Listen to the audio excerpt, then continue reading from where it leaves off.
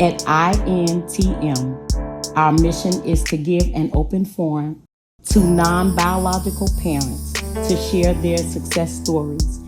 Encourage the listener that there is still hope. There are 8 participants that will be sharing their personal parenting experiences.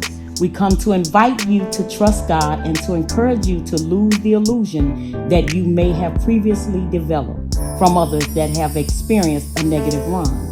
And go ahead, move outside of the box and take the risk to love deep inside the realm of parenting. Welcome to our world.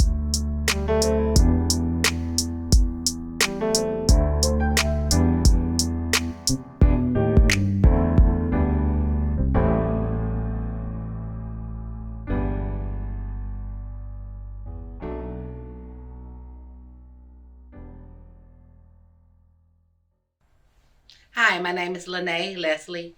I was born in Chicago. I have lived in Mississippi and Detroit, but my original city is Chi-Town. I have also raised 26 kids, 4 of them my own. I have raised my nieces. I have raised my grandchildren. I have raised some around the area in our hood. Also, welcome to my world. So, what, if any, were your deepest fears or concern for raising children that weren't yours when they first came to live with you? What were some of the concerns you had? Them getting hurt or getting used to living with the rest of the children that lives in the house. Okay, so when you mean hurt like neighborhood hurt, in that neighborhood, or like hurt inside the fighting, like sibling type of fighting? Neighborhood. Okay, so it wasn't a good neighborhood that you were living in. No. Not at the time. It used to be, but not at the time. Okay. So how did the idea of you raising, I'm gonna call them second generation because they're not yours, children, like how did that idea come about? And did you hesitate? Did you say no? Were you reluctant at first? Repeat that again, Bubba. I want to know about the experience. So when the idea first happened, like, okay, so say for instance, oh yeah, we need Auntie Nay to get this baby. We need Auntie Nay to get such and such kids. How did it come about?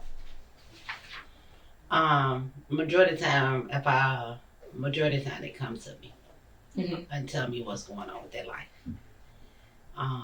Then some I might see that I know they got good intentions of, but they just don't have that right person to guide them to get them where they need to be. Okay, so circumstantial. Yes. Okay, so I'm gonna throw it out there like in case of, without just saying anything specific, it could have been a situation as there was a family member and they wasn't really on their feet, and you saw the need to reach out to help. Correct? Plenty of times did that. Yes. Okay. And you just said this, concerned about the environment that you were bringing them into. The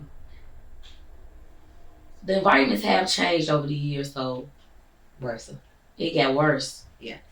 So bringing them into that, did you ever think about moving, relocating? Thinking about moving all the time. But when you grew up in the community, because where I stayed at that particular time, everybody was family. Well, we looked out for each other on our block. Okay. We had somebody on the corner, had somebody in the middle, somebody at the end, somebody behind us, somebody on the side. So everybody looked out for each other. So it was okay. It was okay. Okay. Okay, so do you believe that you have truly made a difference in their lives? Like, do you feel like them coming with you? Tell us about the experience of how they are after they came to live with you. Do you think it was a change? Yes, it definitely was a change. One thing about when they moved in with me, I stayed on them about school. Mm-hmm. That was one thing. You could do this, you could do that. Blase skip it, but when it comes to school, I was on them. For instance, my niece, Princess. Okay. Princess came. Princess and she was with my other niece, and her and my niece got into it. And my oldest daughter was like, Mom, Princess needs somewhere to stay. Mm-hmm. So I'm like, oh, yeah, I already got enough here, you know what I'm saying? But bringing her to it, and me and her talking, we are so close. Okay. Like, she live in Atlanta. She's doing her thing. She just got married. she out there doing amazing, like amazing, beautiful. About to purchase her own house in her 20s, so brand new car. Just doing an excellent job. So when it came to her, it was like we had to talk. She had to feel me, and me. I kept it 100 with her. So that was one thing about our relationship with her. I kept it 100 with her. I didn't sugarcoat nothing. This is what you need to do. This is what you have to do. But I say, skip that. Yeah, I got on them. I always say, they always say you can't whoop your kids. It's a difference in whooping and beating. But me, I normally talk to them. I tell them where they falling at. I tell them what they need to do. I tell them where they need to go. So she was one of my, went out there and did what she had to do. Okay. So, in taking on these kids that you didn't have, that weren't yours, at the time, did you have actual children of your own? Yes. I had extra children of my own. Okay, now how did they adapt to that? Well, in the house when you got, say, 8 girls in the house and 1 boy, so Lil Pooh was the only boy. Okay. At that present time. Before I started getting my nephews and nieces, and the nephews started, the boy generation to come on. I think I was more attached with the girls. Then I got attached with the boys. Okay. But in the household, man, I think we could have had a whole story. Like, we could have been famous in our house. We had so much going on, but one thing I can say that one of them was very protective of each other, even though, for instance, they wasn't blood brothers and sisters, but you couldn't tell. Okay. You know what I'm saying? You couldn't tell. Some of them was cousins, but you couldn't tell because they was raised up as brothers and sisters. Okay. So with all of that going on, emotionally, do you feel like you had the skills to, to raise them? Like, did you have to learn patience? Did you have to become more forgiving?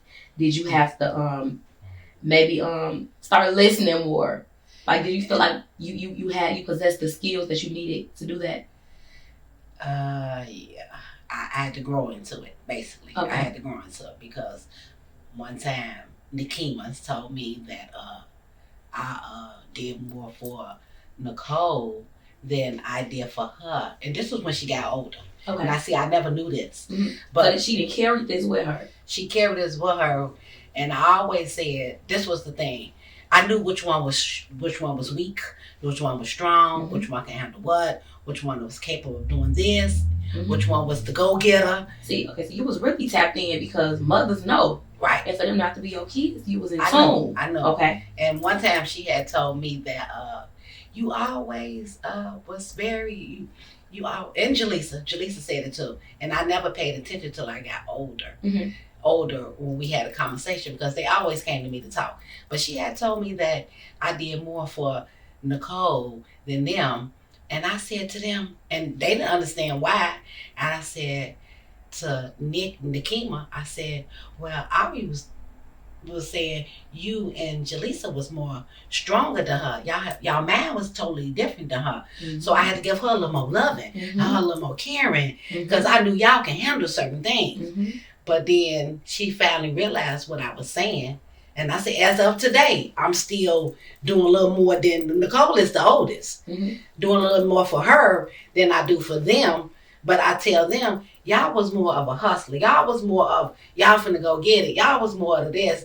She was more into losing her mother, stepping in. I'm stepping in. She going to do things. I'm going to abandon the house to get her. Stuff like that. Snatching out, showing her that you got love. And kept showing her until the day. You know what I'm saying? I still show her, but she never.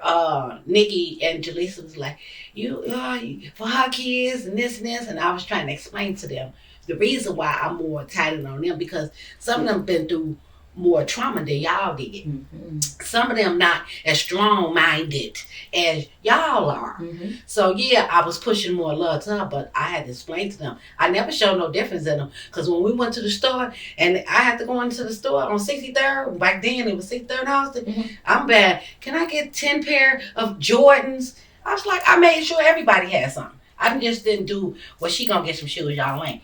It didn't care who it was. Everybody got it. Everybody got everything. And I think it's our children too. Sometimes they don't understand. They might see it as favoritism Mm-hmm. or see you doing more, but everybody know their kids. Mm-hmm. You know which kid might need the hug, Mm-hmm. opposed to this kid might need some dap. You strong, get up. Yeah. You know this. You know everybody. Every real mother knows Mm-hmm. their child, and each child does have different needs at different times. It doesn't mean I don't love you any less. Exactly. It just means at this moment, Exactly. he need a little bit more love. Yes, from you. that's how I was trying to explain to them all the time. But then there are times too when the kids didn't explain to me some of their emotions by me doing stuff. It kind of, it didn't affect none of our. All of us was real tight. They always came to me. They brought their friend. I was like the house that the people. And the reason why I kept the house that the kids A run safe away house. to. So It was I was the the kind of safe house. reason why I did it, because I didn't want none of the kids to go out there and get hurt. You know what I'm saying? Mhm. So we had a ball over there. We did.